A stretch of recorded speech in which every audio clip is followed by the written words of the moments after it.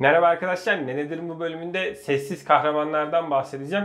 Adı diğer motorlar kadar çok ses getirmese de efsaneler arasına bence girmeyi başarmış 5 farklı motordan bahsedeceğim. Efsane motorlar deyince hepimizin aklına gelen kalıplaşmış artık bazı motorlar var. Bunların başında da Supra'nın 2JZ motoru geliyor. Modifiye uygunluğuyla işte çevredeki böyle çılgın modifiye edilmiş 2000 beygirlere çıkartılmış versiyonlarıyla herkesin neredeyse sevdiği bir motor. Bunun haricinde Honda'nın K20 serisi eski Type R'lardan gelen S2000'deki F20C,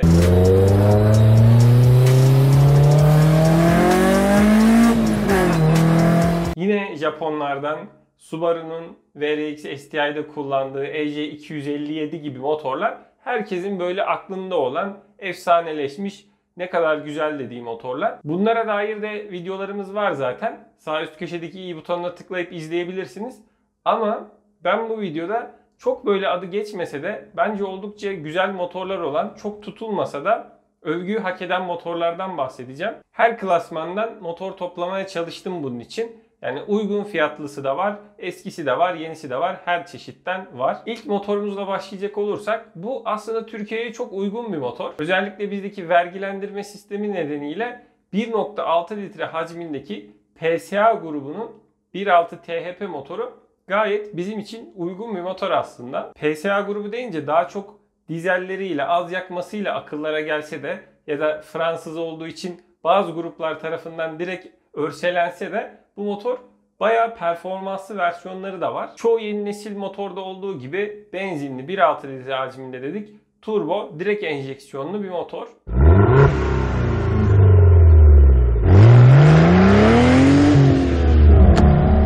Beygir güçlerinde de satın alınabiliyor. 156 beygirlik versiyonu var. 200 beygirlik versiyonu var. Güncellenince 210 beygire kadar ulaştı. Onun haricinde de en üst noktada 270 beygirlik bir versiyonu da var. Hem Citroen hem de Peugeot grubunda bu motorları görebiliyoruz.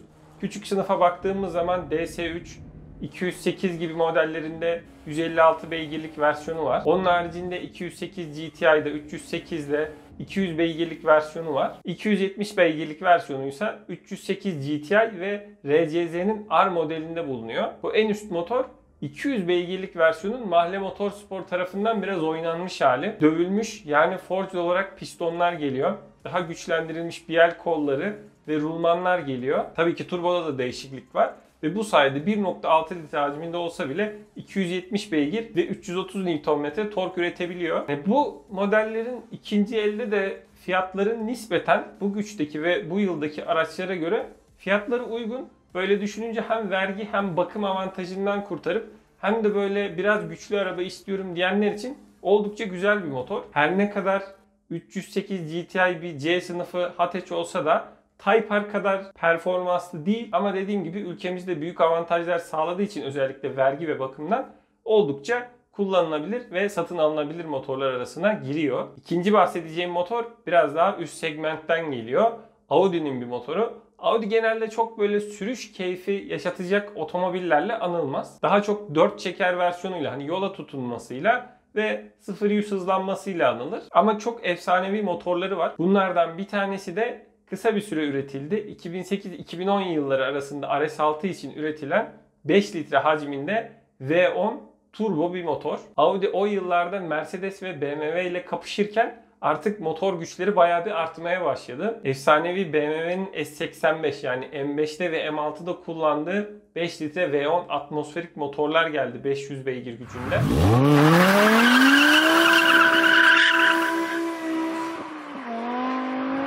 Genelde de zaten V10 deyince akla direkt S85 geliyor. Ama Audi de burada bir de turbolu versiyonunu yapıp 580 beygir gücü ulaştı. 650 Nm'de tork sağlıyor. Bu motorun teknik özelliklerine baktığımız zaman 90 derecelik bir V açısı var. Çoğu V10'da olduğu gibi. BMW V10'larında da bu şekilde. Alüminyum blok, dövülmüş çelikten crank mili bulunuyor. Yine güçlendirilmiş bir motor yani. 1.6 bar turbo basıncına ulaşıyor. Bu sayede de bu yüksek güçlere ulaşmış oluyor.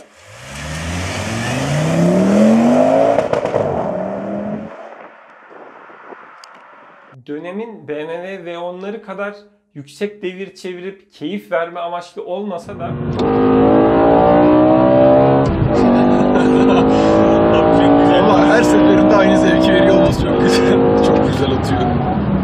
Gerçekten çok güzel hızlı satıyor. Turbo haliyle devasa bir V10 tabii ki oldukça güçlü ve çok yüksek hızlara ulaşmayı sağlıyordu. Bunu neden sadece RS6'ya koydular, R8 gibi daha spor arabalara koymadılar bilmiyorum. Ama bu motor da kesinlikle övgü hak edenlerden bir tanesi. Üçüncü bahsedeceğim motor ilk başta saydığım efsanevi motorlar gibi yine Japonlardan geliyor. Bu da Mazda RX-8'de kullanılmış olan, daha doğrusu son neslinde kullanılmış olan 1.3 litre hacmine sahip Wankel rotary motor. Bu motor yapısıyla oldukça farklı. Pistonlar bulunmuyor. Bunun yerine rotorlar var ve döner bir şekilde çalışıyor. Çok kompakt motordan bu şekilde çok fazla güç elde edebiliyorsunuz. Çalışma mantığıyla birlikte sesi çok farklı. Bunun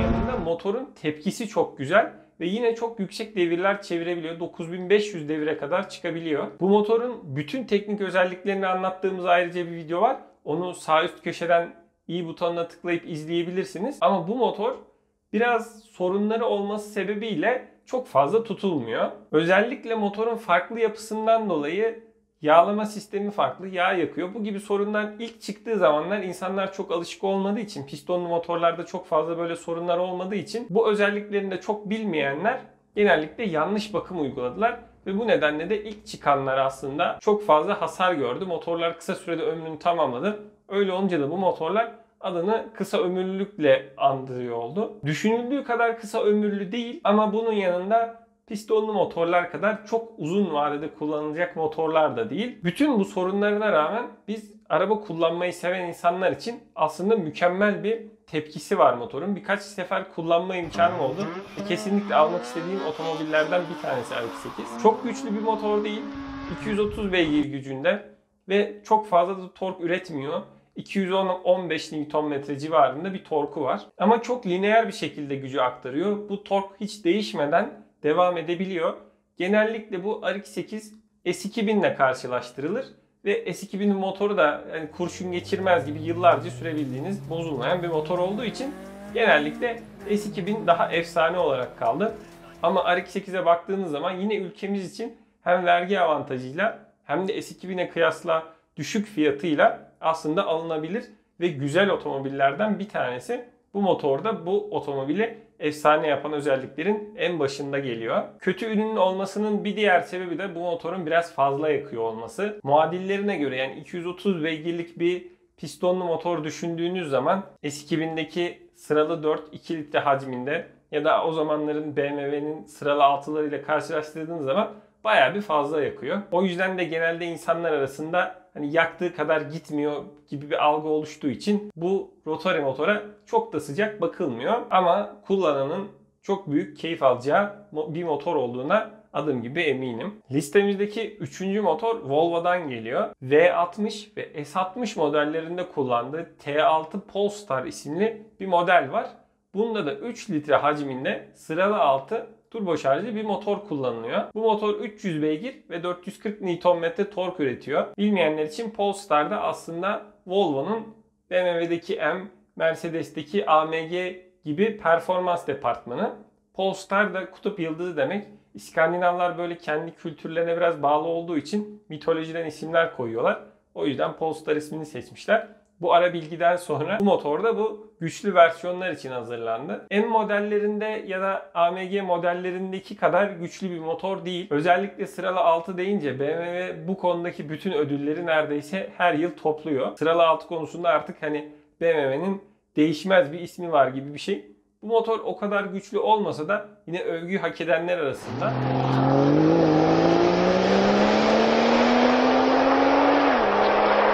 Bu motorun bir diğer özelliği de sıralı 6'lar genellikle çok uzun olduğu için sıralı 4'ler kadar küçük değiller, kompakt değiller. Arkadan çekişli otomobillerde kullanılır ve boylamasına yerleştirilir. Bu otomobillerse önden çekişli tabanlı olduğu için yatay olarak konumlandırılıyor. Sadece motorun güç, tüketim, torkuna göre değerlendirmek yerine bu gibi böyle ufak mühendisliklerine de değinmek gerekiyor. Sıralı 6'yı yatay bir şekilde kompakt bir otomobilin kaputunun altına sığdırmak için de oldukça fazla emek istiyor. Listedeki son motorsa en iyi en sona sakladım. Benim için gelmiş geçmiş tüm zamanların en iyi motoru diyebileceğim bir seçenek. Bu da Lexus'un LFA modelinde kullandığı 4.8 litre hacminde V10'luk bir motor. V10 üreten zaten çok sınırlı sayıda üretici var. Bunlardan biri bahsettiğim gibi Audi'ydi. Lamborghini de Audi'den gelen V10'u kullanıyor. BMW zamanında üretti. Amerikanlar da Dodge kullandı ve bunların haricinde Lexus'un LFA modelinde kullanıldı. Ve bu V10 diğerlerinden aşırı derecede farklı. Her şeyden önce bu motor Toyota tarafından üretilirken Yamaha tarafından da ortaklık alındı. Motorun aslında çoğu Yamaha'ya ait. Yamaha bir motosiklet üreticisi olduğu için o motosikletin devirlenme karakterini de bu motora yansıtmayı başardılar.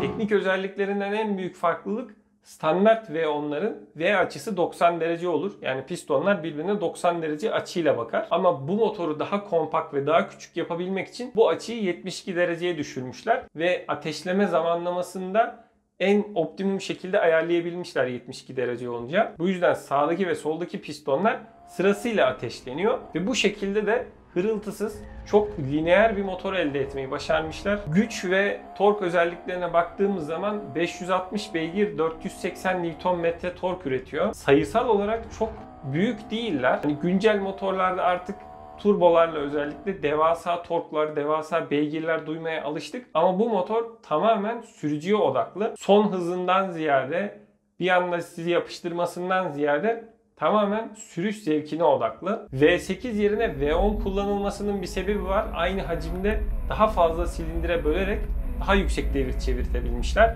9500 devirden bahsediyoruz V10 bir motor için. Aynı zamanda da V12'den daha hafif bu şekilde.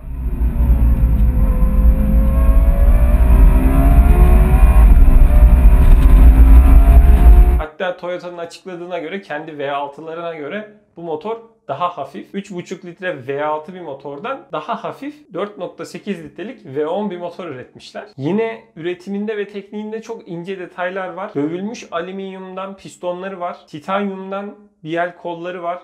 Titanyumdan valfleri var. Buna ekstra olarak emme tarafında da titanyum parçalar kullanılmış. Bu şekilde oldukça hafif bir motor elde etmişler. En büyük özelliği de bu motorun inanılmaz bir şekilde devirlenebiliyor olması. Araba boştayken gaza bastığınız zaman rölantiden redline'e gidişi 0.6 saniye sürüyor. Yani bunu kendi arabanızda denerseniz rölantide 700-800 devirde dururken anca 1500 devire falan çıkar. Bu rölantiden 9500 devire çıkıyor. İnanılmaz bir şekilde devirlenebiliyor. Hatta bu hız o kadar fazla ki analog herhangi bir gösterge zamanında buna yetişememiş. Bunu kontrol etmeyi başaramamışlar. O yüzden mecburen elektronik bir gösterge takmışlar. Bu şekilde doğru bir şekilde anca okutabilmişler. Sesi muhteşem. Toyota'nın mühendisleri buna bir meleğin kükremesi diyor. Ve dinlediğiniz zaman gerçekten insanı etkileyen bir sesi var. Herhangi bir başka bir şeye benzemiyor. Çok ayırt edici bir sesi var.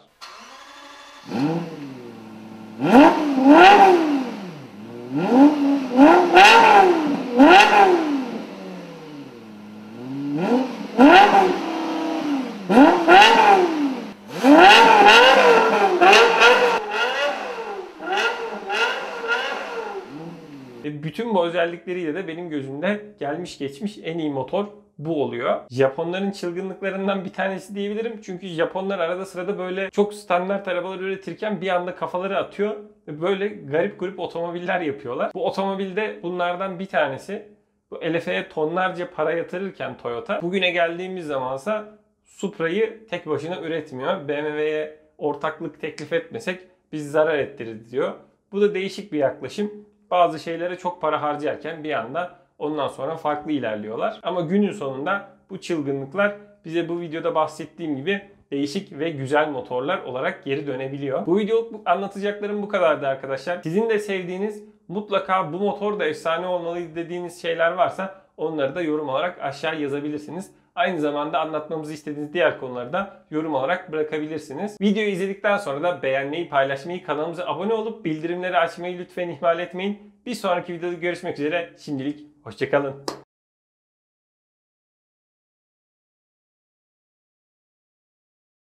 Bu videomuzu beğendiyseniz yan taraftaki görsellere tıklayarak diğer videolarımıza da ulaşabilir, onları da izleyebilirsiniz. Aynı zamanda aşağıdaki kanal logomuza tıklayarak da kanalımıza abone olup diğer bütün videolarımızı kaçırmadan izleyebilirsiniz.